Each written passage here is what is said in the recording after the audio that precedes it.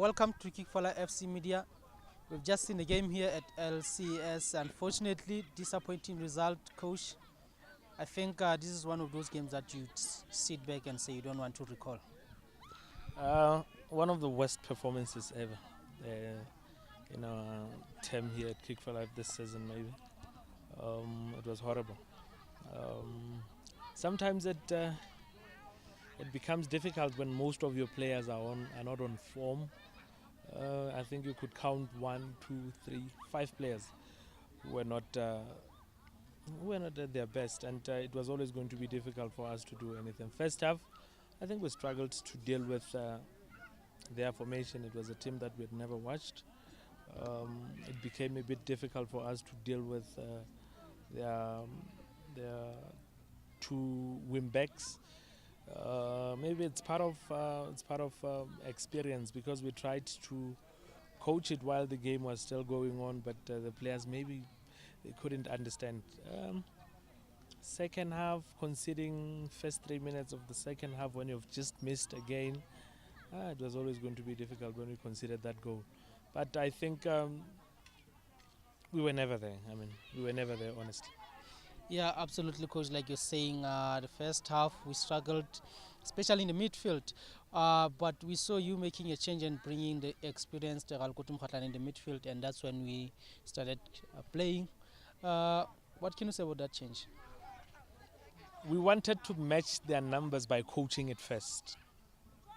During the first half and maybe the first 10 minutes, we wanted to give it 10 minutes second half by coaching the same players. But like I said, they couldn't understand. Then we had to change the formation, because what they did was they had 5 at the back, and then they had 2 who joined the midfield from the wing back positions. So the expectation was, because they had 2 at the back, we wanted to try and deal with it by having 3 at the back to deal with the 2, and then push our 2 fullbacks to the midfield so that they would deal with their 2 wing backs. They couldn't understand it. So when we took out the 2 players that we did, Busquets and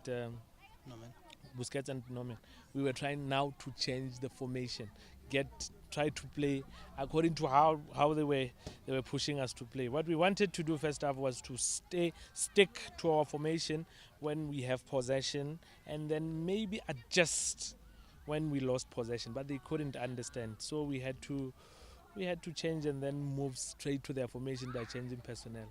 We didn't want to change personnel.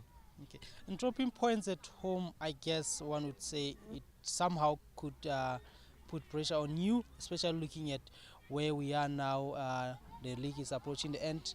Could we say maybe the results today somehow would maybe put pressure on your team?